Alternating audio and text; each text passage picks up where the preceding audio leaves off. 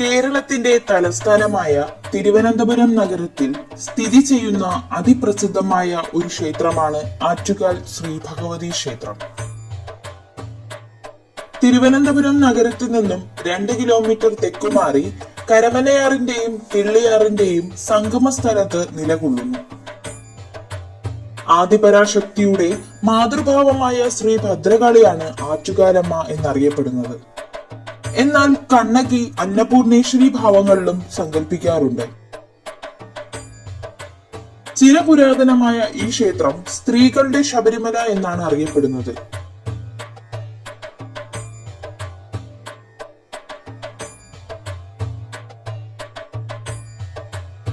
ഇവിടത്തെ അതിപ്രധാനമായ ഉത്സവമാണ് പൊങ്കാല മഹോത്സവം.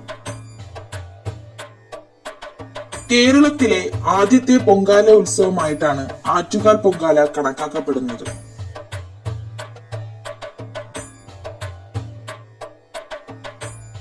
കുംഭമാസത്തിൽ കാർത്തിക നാളിൽ ആരംഭിച്ച് 10 ദിവസങ്ങളായി നടത്തുന്ന ചടങ്ങുകളിൽ പ്രധാനം പൂരം നാളും പൗർണമിയും ഒത്തുചേരുന്ന ദിവസം നടക്കുന്ന പൊങ്കാലയാണ്.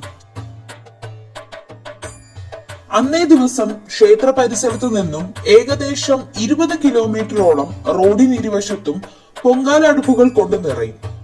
അതുകൊണ്ട് തന്നെ ലോകത്തിൽ ഏറ്റവും കൂടുതൽ സ്ത്രീകൾ പങ്കെടുക്കുന്ന ഈ ചടങ്ങ് ഗിന്നസ് ബുക്കിലും ഇടം നേടി.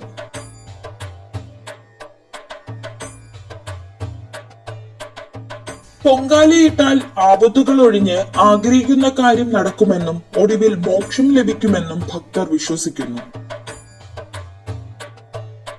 പൊങ്കാല കൂടാതെ കന്നിമാസത്തിൽ നവരാത്രിയും വൃശ്ചിക മാസത്തിൽ തൃക്കാർത്തികയും ഈ ക്ഷേത്രത്തിൽ വിശേഷങ്ങളാണ്. ആറ്റുകാൽ ഭഗവതി ക്ഷേത്രത്തിൽ ഉപദേവതകളായി ശിവൻ, ഗണപതി, നാഗദൈവങ്ങൾ, മാടൻ തമ്പുരാൻ എന്നിവർക്കും പ്രതിഷ്ഠകളുണ്ട്.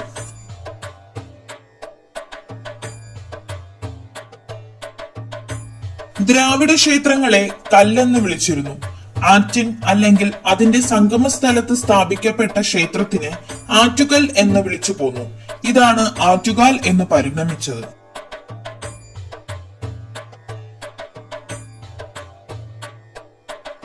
ആറ്റുകാൽ പ്രദേശത്തെ ഒരു മുഖ്യ തറവാടായിരുന്നു മുല്ലവീട്ടിൽ തറവാട്. അവിടത്തെ ഭഗവതി ഭക്തനായ ഒരു കാരണവർ ഒരു ദിവസം കിള്ളിയാറ്റിൽ കുളിച്ചുകൊണ്ടിരുന്നപ്പോൾ ഒരു ബാലിക വന്ന് ആറ്റിനക്കരെ ഒന്ന് എത്തിക്കാമോ എന്ന് ചോദിച്ചു. നല്ല ഒഴുക്കുണ്ടെങ്കിലും തന്റെ മുതുകിൽ കയറ്റി ബാലികയെ മറുകരയിൽ കൊണ്ടെത്തിച്ചു. തന്റെ വീട്ടിൽ കൊണ്ടുപോയി ഭക്ഷണം കൊടുത്ത് ബാലികയെ വീട്ടിൽ താമസിപ്പിക്കാമെന്ന് വിചാരിച്ചെങ്കിലും ബാലിക അപ്രത്യക്ഷയായി. അന്ന് രാത്രിയിൽ കാരണവർ കണ്ട സ്വപ്നത്തിൽ ആദിപരാശക്തിയായ പ്രപഞ്ചനാഥ പ്രത്യക്ഷപ്പെട്ട് ഇങ്ങനെ അരുളി: നിന്റെ മുന്നിൽ ബാലികാ രൂപത്തിൽ ഞാൻ വന്നപ്പോൾ നീ അറിഞ്ഞില്ല. ഞാൻ അടയാളപ്പെടുത്തുന്ന സ്ഥലത്ത് ക്ഷേത്രം പണിത് എന്നെ കുടിയിരുത്തണം. അങ്ങനെയെങ്കിൽ ഈ സ്ഥലത്തിന് മേൽക്കുമേൽ അഭിവൃദ്ധി ഉണ്ടാകും. പിറ്റേ ദിവസം രാവിലെ കാവിലെത്തിയ കാരണവർ ശൂലത്താൽ അടയാളപ്പെടുത്തിയ 3 രേഖകൾ കണ്ടു. പിന്നെ അവിടെ കോവിലുണ്ടാക്കി ഭഗവതിയെ കുടിയിരുത്തി. വർഷങ്ങൾക്ക് ശേഷം ക്ഷേത്രം പുതുക്കുകയും കൈകളിൽ ശൂലം, കങ്കണം, അസി, ഫലകം എന്നിവ ധരിച്ച് ചതുർബാഹുവായ ശ്രീ ഭദ്രകാളിയെ പ്രതിഷ്ഠിക്കുകയും ചെയ്തു. ദാരികവധത്തിനു ശേഷം വേതാളപ്പുറത്തിരിക്കുന്ന രൂപത്തിലാണ് പ്രതിഷ്ഠ. ദാരികവധത്തിനു ശേഷം ഭക്തജനങ്ങളുടെ മുന്നിൽ പ്രത്യക്ഷപ്പെടുന്ന ഭദ്രകാളിയെ സ്ത്രീജനങ്ങൾ പൊങ്കാല നിവേദ്യം നൽകി സ്വീകരിക്കുന്നുവെന്നും കരുതുന്നവരുണ്ട്.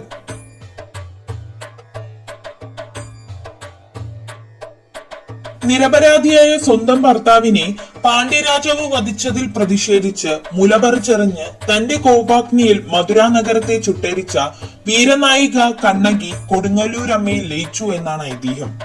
കണ്ണകിയുടെ വിജയം ആഘോഷിക്കുന്നതിന് സ്ത്രീകൾ പൊങ്കാല അർപ്പിക്കുന്നു എന്നതും ഒരു സങ്കല്പമാണ്.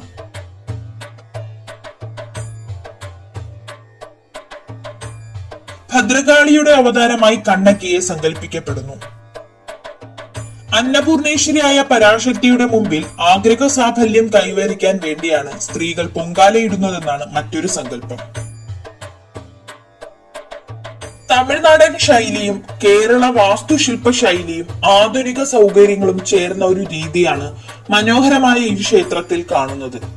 സുന്ദരവും ഗംഭീരവുമായ അലങ്കാര ഗോപുരവും കമനീയമായ ധാരാളം ശില്പങ്ങളും ഇവിടെ കാണാം.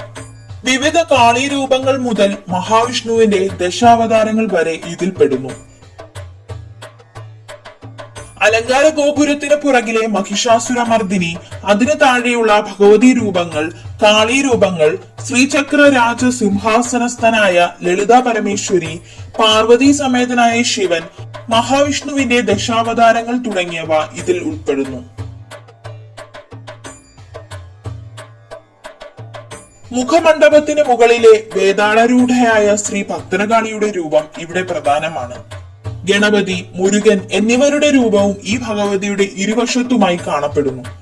ഈ രൂപത്തിലാണ് ഭഗവതിക്ക് സാരി നേർച്ച നടത്താറുള്ളത്. മഴ പെയ്താലും ക്ഷേത്രത്തിനുള്ളിൽ വെള്ളം വീഴാത്ത തരത്തിൽ സൗകര്യപ്രദമായ രീതിയിലാണ് നിർമ്മാണം. പ്രധാന പ്രതിഷ്ഠ ശ്രീ ഭദ്രകാളി. ദാരികവധത്തിന് ശേഷം വേതാളപ്പുറത്തിരിക്കുന്ന ചതുർബാഹുവായ രൂപം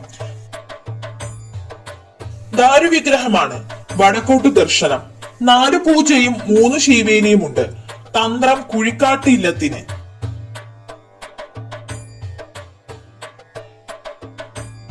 കണ്ണകി, അന്നപൂർണേശ്വരി, ആദിപരാശക്തി തുടങ്ങിയ വിവിധ ഭാഗങ്ങളിൽ ആരാധിക്കുന്നു. കുംഭമാസത്തിലെ പൂരം നാളിലാണ് ലോകപ്രസിദ്ധമായ ആറ്റുകാൽ പൊങ്കാല. പൊങ്കാലയ്ക്ക് 8 ദിവസം മുമ്പ്, അതായത് കാർത്തിക നാളിൽ ആരംഭിക്കുന്ന ആഘോഷങ്ങൾ 10ാം ദിവസമായ ഉത്രം നാളിലാണ് അവസാനിക്കുന്നത്.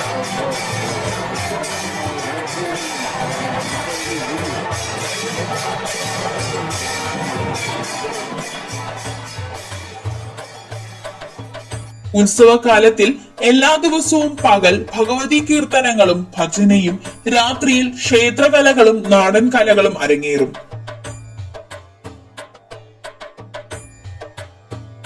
ഉത്സവം ആരംഭിക്കുന്നത് ഭദ്രകാളിപ്പാട്ടും കണ്ണകി ചരിതവും തോറ്റം പാട്ടും കാപ്പുകെട്ടി കൊടുങ്ങല്ലൂരിൽ നിന്ന് വരുന്ന ഭഗവതിയെ കുടിയിരുത്തുന്നതോടെയാണ്.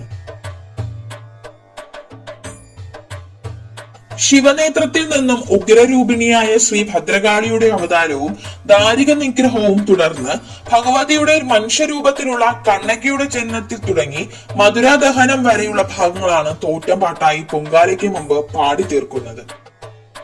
അതിനുശേഷമാണ് പൊങ്കാല അടുപ്പിൽ തീ കത്തിക്കുന്നത്. പൊങ്കാല ദിവസം നടക്കുന്ന വഴിപാടുകളാണ് ബാലകന്മാരുടെ കുത്തിയോട്ടവും ബാലികമാരുടെ താലപ്പൊലിയും.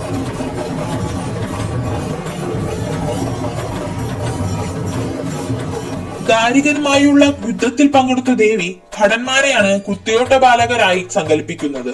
പൊങ്കാല നിവേദ്യം, താലപ്പൊലി, കുത്തിയോട്ടം, പുറത്തെഴുന്നള്ളത്ത്, പാടിക്കാപ്പഴിക്കൽ, കുരുതിയോടെ കൂടി ആറ്റുകാലിലെ ഉത്സവം സമാപിക്കുന്നു.